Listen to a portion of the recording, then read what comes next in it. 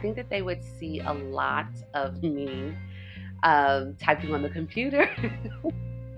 They would see me doing a lot of reading, phone in one hand, another phone up to the ear. It would be so much multitasking because not only am I talking to the different business units within my company, I'm talking with our coalitions, other industry leaders.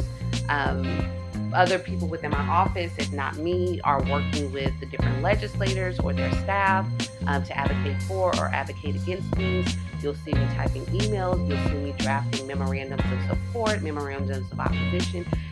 So it would be that picture of me multitasking and kind of doing it all.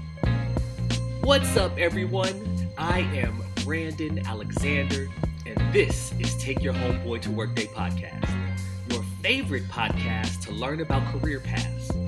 Here's what you can expect by tuning in. Each episode, I will dive into a new career. We'll learn the nuts and bolts of jobs within each path.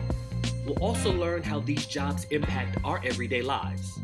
And finally, I'll ask how each person finds fulfillment through their work. For anyone interested in hearing the first-hand experience of a specific career, these conversations are your launching pad to learn more. Today, we're discussing policy advisors. A policy advisor creates the internal and external strategy that helps a company achieve their mission. Internally, they develop operational guidelines to ensure state and federal regulations are being adhered. Externally, they use their expertise to negotiate with leaders in government agencies that impact the day-to-day operations of the company. Because the responsibilities are expansive, policy advisors have to have a wide range of skills for success that include quantitative analysis, being an astute collaborator, and a visionary. Today, I'm proud to speak with Orjanel Lewis, Esquire, policy advisor with the PRA Group. The PRA Group strives to be the trusted leader of the nonperforming loan industry. She has an influential role balancing the goals of her company while creating policies that treat their customers with respect and achieve long-term financial success. It's an honor to learn and speak with you today. Welcome, my sister. Hi, thank you so much for having me. It's great to have you on. The role of a policy advisor uniquely interests me. And so I wanted to have you on as one of the first guests because you have such an impact, and especially in the industry you are in, where you're bringing ethics and respect to the customers who need a little financial assistance. So I appreciate you using your skills and gifts to this industry and bringing a positive image to it. And I'm excited to learn about your experience that led you to this. And so thank you for coming on. No problem. I'm excited to share. Awesome. You ready to jump in? Let's go. Let's go. So the first question, I'd really love to learn what drew you to this career or even this industry? Was this something you specifically targeted? And I know that you also earned your JD. So I guess even take us back to, what made you want to go to law school? And then after you earned your JD, how did you end up in this career and being a policy advisor? Okay, so I hope you have some time. I'm definitely a talker. So what I can remember, even as far back as elementary school, is that I have always been an advocate. Like I was the girl in fourth grade who started a petition to get the teacher fired for not allowing us to go to the restroom. So I was always an advocate for my peers, for my friends. I fight the powers that be. That's always been me. Uh-huh. And I never honed into wanting to be an attorney initially until I got to middle school. Mhm. Prior to that, I just wanted to be a pediatrician. And I think most people, most kids, want to be someone who helps other people. And Mhm. that's the person in their life who they saw as being a helper. They were sick, they went to the doctor, they got some medicine, they were all healed and, happy again. And so a Mhm. lot of kids want to be a pediatrician, and that was me. And it wasn't until the seventh grade when I went with a group of friends to the mall. And the group of friends that I went with, now I had known these girls forever. A few of us went to church together. We were very good friends. Well, two of them decided to steal from the mall. And when they stole from the mall, we all got arrested. And Uh, it was a horrible experience, especially having my mom who works nights have to come and pick me up from the police station being accused of theft, from a major department store. And I yikes. didn't actually steal anything. We hired an attorney who was awesome. But one of the things that he told us, and even the judge told us when I got in front of the judge for my case, is you're going to have to explain to me why I should not give you some form of punishment for this. Hmm. And I said I didn't do it. I was able to get affidavits from the parents of the other girls who had stolen, to just show no, Arsenal had no involvement. She did not know anything that was going on. This is not her. And we were able to prove our case to the judge, and all of the charges ended up being dropped and taken off my record. And that experience just truly, it was such a horrible experience, but it propelled and pushed me into my future, into my destiny of being an attorney. Mm. So fast forward, I get through high school, I go through college. Huge shout out here to Tuskegee University, the most amazing historically black college university ever. Shout out to all HBCUs right now. While at Tuskegee, I double majored in political science and English because at that point I was committed. I'm going to law school, and those were good decisions because I enjoyed politics. I didn't realize how much I enjoyed politics, but I did enjoy politics, and I knew that being in the legal field, I'd have to do a lot of writing. So I wanted to perfect it while I was in undergrad, and do even better while I was in law school and in an attorney. So then I went to Tulane, which was an awesome, awesome experience to go back to the city where my family is from and Mhm. go to Tulane, the school where my mother was never allowed to go to because of this color of her skin. And here I am on this scholarship to Tulane. So it was a great experience. It exposed me to so many different fields of law, Mhm. and I left there loving law and very confused about what I wanted to do, what field I wanted to practice. After I came back to Houston, I passed the bar exam. And the first job I was offered, I took it. We were in the middle of a recession. We were trying to get things back right with the economy. So there weren't many jobs. But I was proud to get this offer at this small firm where I would practice debt collection. I knew Mhm. nothing about it. Absolutely nothing. I just knew I wanted to help people. Yeah. And I think that I did a pretty good job helping people remove inaccurate items from their credit report. And I think Mhm. that I did such a good job with it that my bosses saw my potential and not only allowed me to oversee the entire consumer litigation division within our firm, but also move over to the commercial litigation side and do, other things, personal injury, estate litigation, just a little bit of everything. Yeah. So I got that exposure and got some true litigation experience, going to court, handling hearings, even handling a major trial in district court. It was around that time that I ended up this position with my current company opened up for a litigation associate in Texas, and I hopped on it. And by the grace of God, they hired me. And so I worked for about 4.5 years as a litigation attorney for a debt collector. Now, when I say that, people are like, oh my God, you work for the bad guy. How could you dare work for the debt collector? But what I remind people is you want people like me who look like me, who have my Right. background. I mean, my mom is college educated. She got her bachelor's degree, but my dad didn't. He went to college for like a year or two, but he's a landscaper. No one on his side of the family had went to or graduated college before I did. I know what it looks like to have no money in the account. I know what it looks like to have your bills turned off, you having absolutely nothing to pay. And here come these debt collectors calling you, mailing you. I get it. And so you Mhm. want someone like me who can have that empathy to work with you, but still be a good advocate for the debt collector to get what's paid. At the end of the day, I do not know anyone who is owed money and does not want it. Right. Right. Right. So, Well, that's oh, I'm sorry, go ahead. no, no, no, no.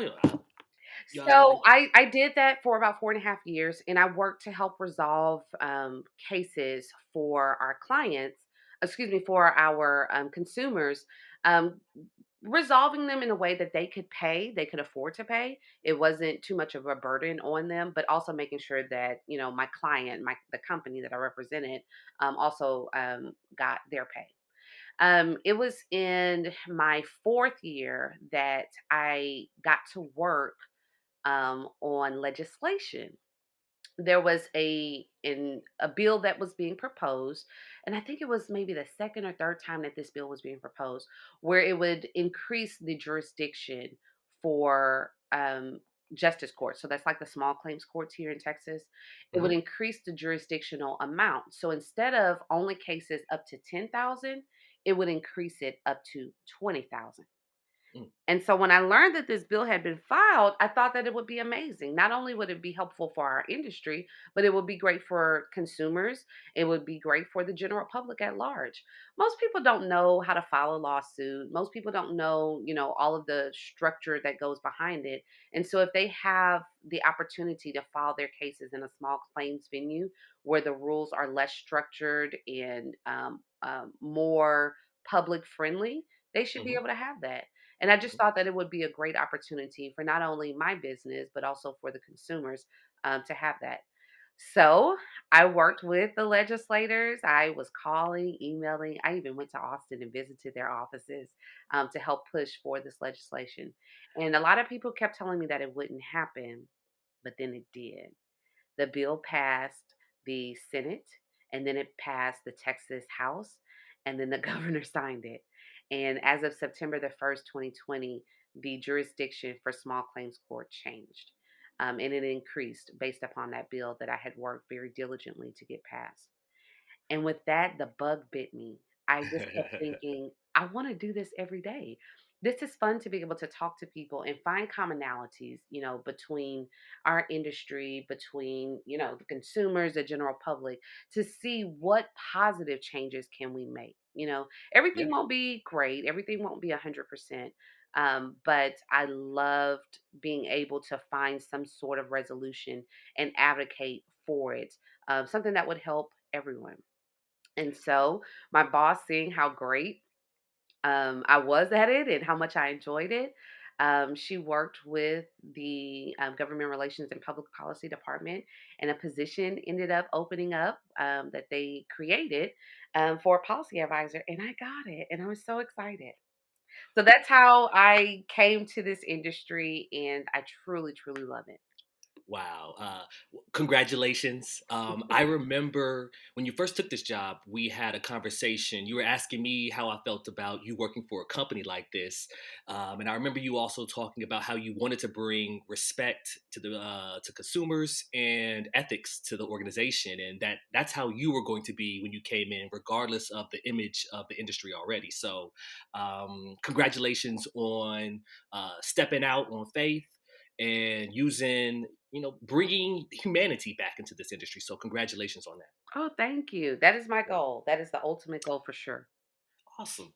So I guess this question ties in more. The next question ties in more with your JD and how it built into this opportunity. But and maybe entry level isn't the right word. But what was your first job as it built into this career, and what was the salary range? Yeah, what was the first job? What was the title? And then what was the salary range?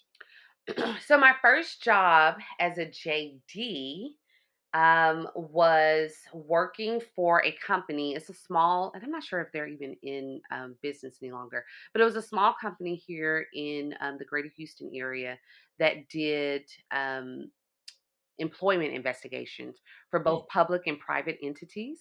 hmm. And it was fun. It was interesting because you're getting the hardcore details of what goes on with different employers and the different employment claims that employees will make Hmm. when an adverse action has happened or is about to happen to them. So I did investigations for government agencies. I did investigations, employment investigations for private entities, and so that was interesting. What was the salary range? I won't tell the exact salary range, but Yeah, I'll tell you yeah. that it was very low. And it was between 40 and 60,000.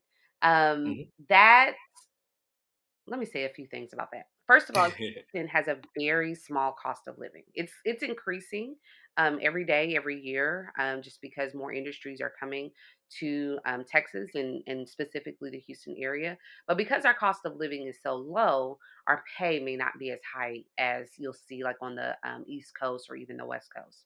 Yeah. Also, at that point, I had not passed the bar. I only had a JD, Mhm. and I had absolutely no experience. And I think that that company appreciated that I had no bar license behind me and that I had no experience because that allowed them to not only be able to train me the way that they wanted to train me, but it also allowed them to pay me less because I just didn't have certifications behind me. Mhm. Gotcha. Well, thank you for your honesty. I think that's really important for the audience to understand. Oftentimes we hear about the upper echelon jobs, but we don't Mhm. hear about those early years when you're still scraping to survive and you may be making it on a lower salary. So I appreciate you being honest and sharing your experience. I know you in your first question, you mentioned that this was your passion since your experience in middle school. So as you reflect on your high school education and your college education, which courses have been the most applicable for what you do now? Oh, this is a good question. Mm-hmm. Okay. Mm-hmm. I want to go back as far as middle school, if that's Okay. okay. I Yeah. took a debate class while I was in middle school, and actually, this question specifically touches my heart because my middle school debate teacher has been my mentor since middle school. Um, I won't tell you how many years ago that Uh, was. I'll tell the audience after. But he recently passed away within the last 2 weeks. And when I tell you that this man was one of the biggest champions of my life, he was such an encourager throughout high school, throughout college, throughout my adult life. You know, he prior to his passing, one of the last conversations, in-depth conversations that we had over lunch was him pushing me to run for public office and just being my biggest supporter. So I definitely want to give kudos to him for being that amazing teacher that we all needed. Mr. Henley was everything to all of us who took his class or who had the honor of being around him.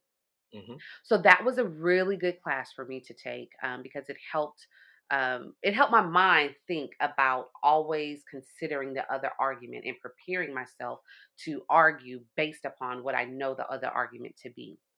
In college, we had a speech class, and that class really stood out to me because every class period, we had a different speech that we had to make.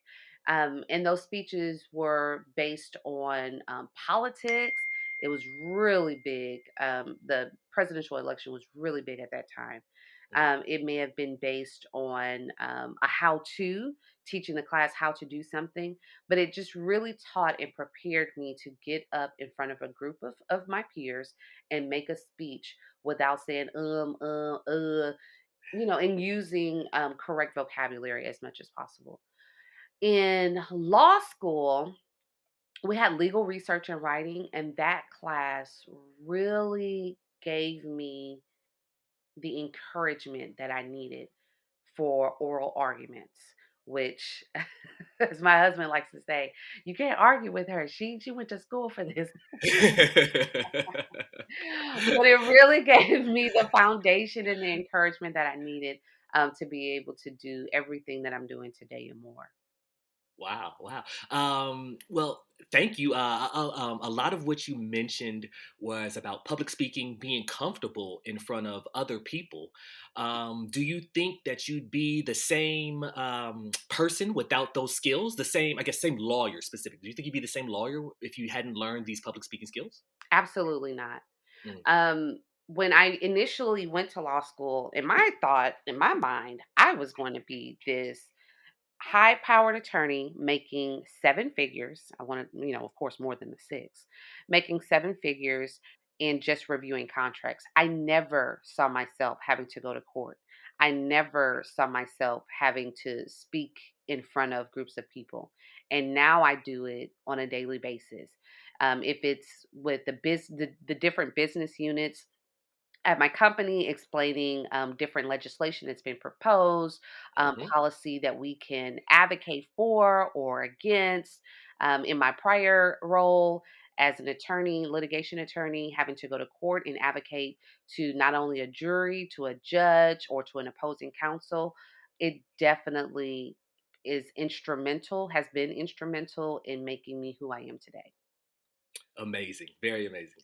Uh, so first, thank you for sharing these your personal experiences that built into this career.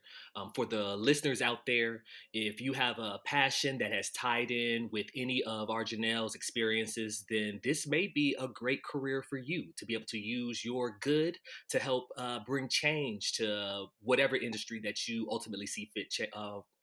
Ultimately see fit getting involved in. So thank you for sharing your personal experiences, Arjanel. No problem. The next couple of questions, I want to talk about the job. So, the first question, and I'm coming at this from a business standpoint. Hmm. I work for private companies, and a big part of what we always discuss is return on investment, whether it's with the products that we're using or even ourselves as employees of the company. We're given a salary, and then our job is to exponentially bring back money to the company that justifies the salary. Hmm. So, I guess the first question is, how does your job make money for the company?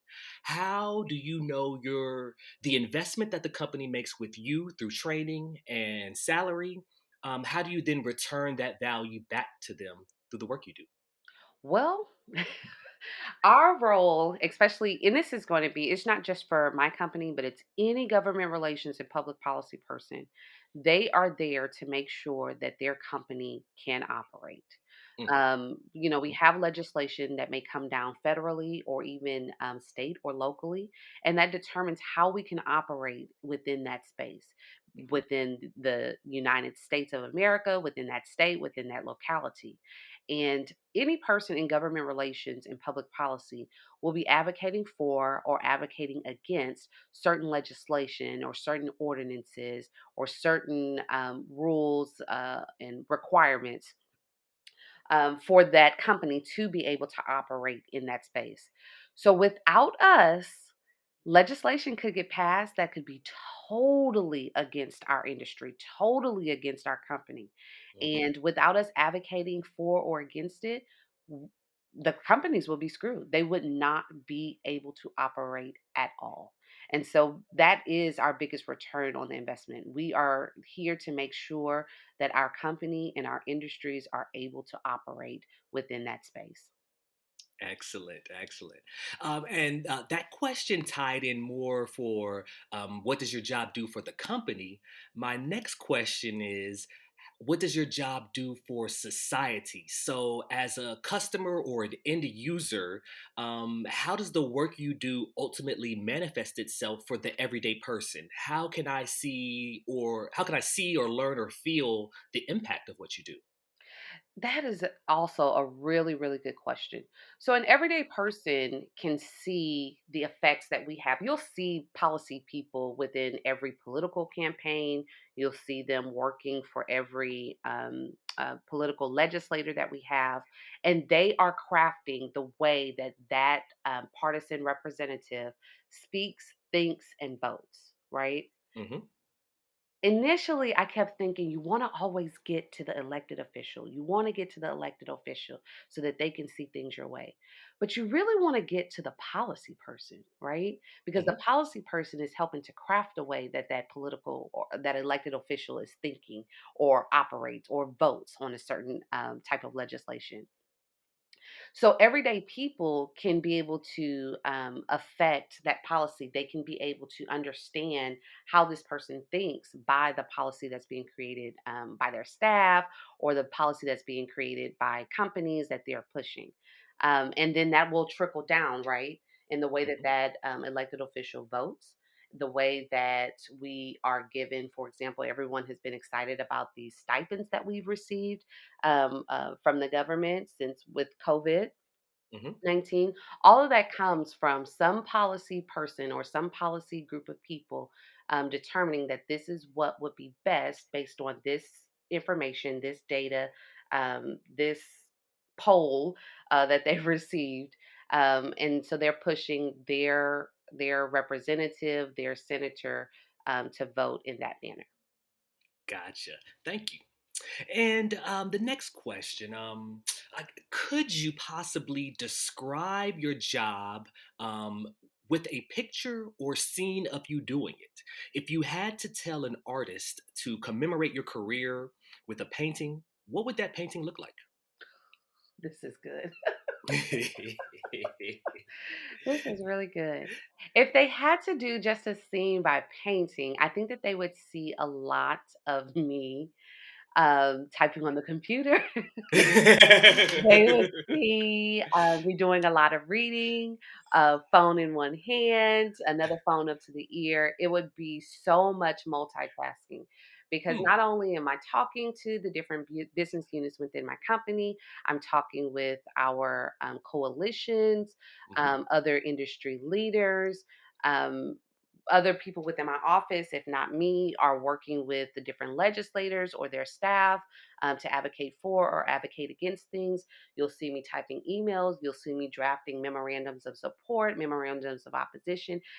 So it would be that picture of me multitasking and kind of doing it all. Wow. Let me ask you another follow up. What? How do you keep yourself organized with all of the responsibilities? If you saw my room right now, you wouldn't think I was organized at all. Papers and books everywhere, huh? They're Post-it notes. everywhere.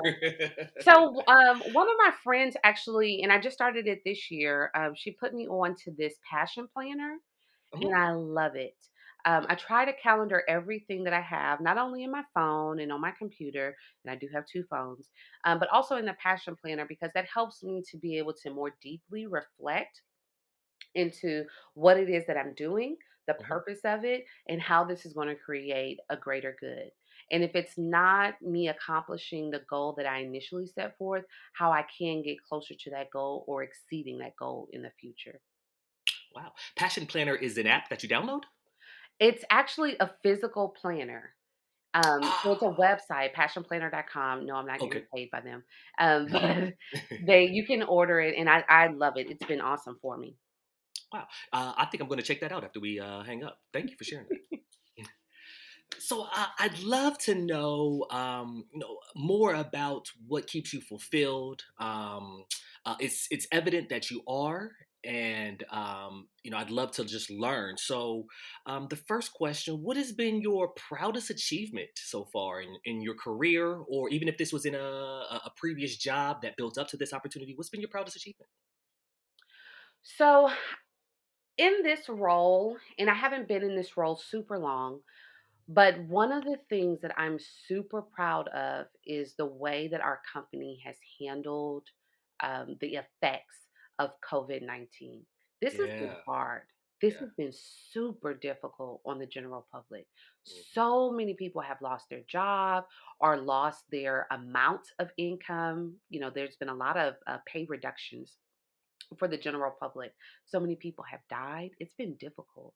Mhm. But what I truly have appreciated with my company, and especially with me being in this role, is how much of an empathizer we have been. We don't have people out there saying, no, you're going to pay, or we're going to try to send you to jail, or some other, just horrible thing. We work with people. Mhm. If you can't pay, let's find a way to make it happen in the future, or let's put a pause on this, or let's not garnish any of your bank accounts, any of your income right now. Let's truly work with you because we get it. Mhm. This is hard on everyone. And we don't want to be the big bad predator, the big bad wolf here. We really want to help work with you. And even as an associate attorney or a litigation attorney in my prior role with this company, I appreciated being able to do that.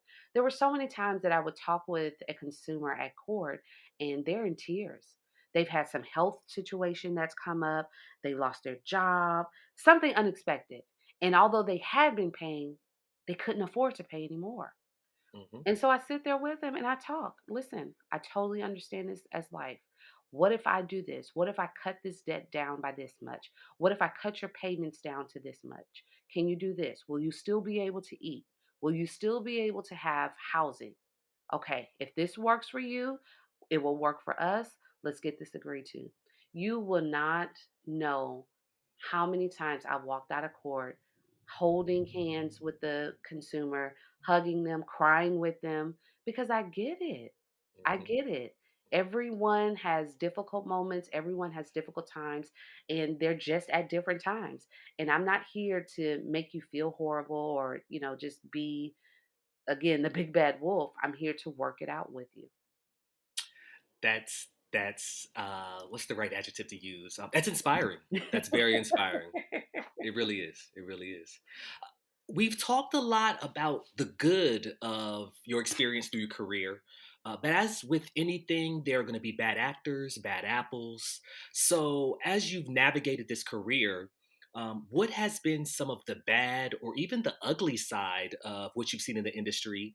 And how do you protect yourself? Or how would you recommend somebody else to protect themselves if they decide to go into this career to prevent being abused or taken advantage of?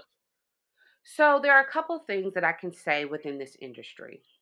One of the things that sticks out to me is diversity and inclusion. Hmm. You don't see a lot of that in this industry, and I liken it to criminal justice. Hmm. You don't always get to see a lot of people who look like us on the prosecutor side, right? Hmm. It's increasing now, but 10 years ago, 15, 20 years ago, it was not like that. And it's like that currently in the debt collection industry. I am one of the first, I know for my company for sure, and I believe for other industry leaders as well. And I'd love to see more of us be more included in this industry, in this realm. One of the good things that my company has recently done is created a diversity and inclusion team, and I'm actually a part of it. It's only a 15-member team with a lot of top senior executive leadership. Hmm. So we are, working to actively make that difference. One of the other bad things that I've seen within this industry are you have a lot of people who prey on consumers, who consumers want to make a difference. Everyone wants good credit. Everyone wants more money. These are a given. And so you have people or groups or organizations who prey upon consumers. Oh, give me some money and I can get these things knocked off your credit report.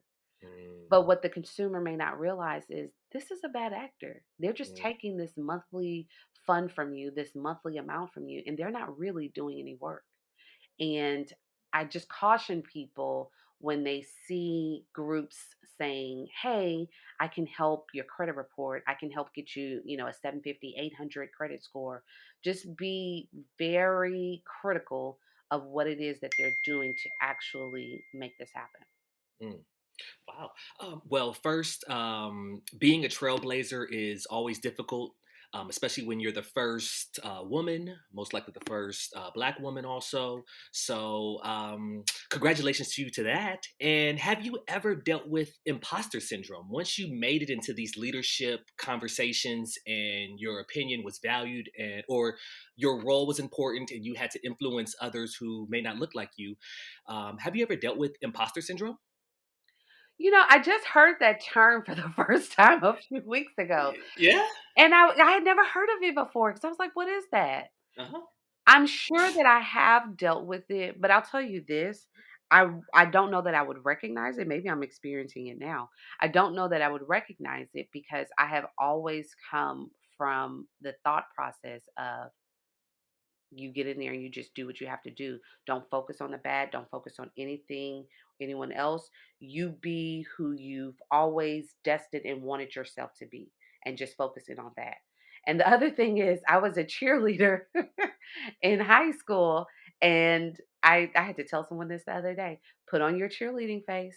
Let's go here and let's root it to the end and get the job done. And so I possibly have the imposter syndrome now, but I may not realize it just because of how I combat things. Gotcha. And that's a perfect segue into my next question. Mhm. And so, what would you tell your 22? Well, I guess when you graduated law school, you may have been 26, 27. But what would 25. 20? 25. What would you tell your 25-year-old self as she is preparing for this career? What advice would you give yourself looking back on your experiences so far? Oh, that's so good. First of all, I would tell her, hold on. Everything that you wanted and never even realized that you could want will happen. Mm. Second of all, you're going to have to work for it. Every day will not be a good day, and that's okay.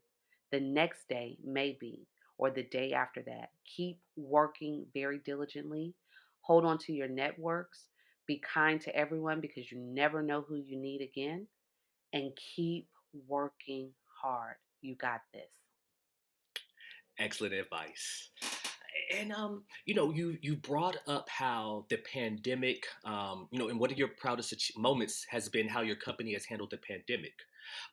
So I guess as you look forward, as your company is looking forward, yourself looking forward, given we're coming out of a pandemic, we're starting to, vaccination numbers are increasing every day, and also adding in technological advances because we live in a very tech-focused society where we're looking to use the internet and improvements every day. How do you see your industry or your job evolving given any technological advances and we're coming out of a pandemic? So I'll tell you one of the things, and it's not just my company specific, but it's all companies really. I don't think it's just industry specific. One of Mhm. the biggest focuses that are coming out of different state legislations, and federal side as well, data privacy and data security. I think since at least 2016. That is becoming such a much larger focus because all industries are realizing how easy it is to get hacked, how easy it is to invade someone's privacy, data privacy. Mhm. And so there's a lot of legislation that's coming out. Every state and even the federal government are coming out with buku legislation to help combat that as best as possible. And I love that our company is getting ahead of it and making sure that we are doing everything to protect consumers' information as much as possible. And I hope to see every industry doing the same as well. Well said. Well said.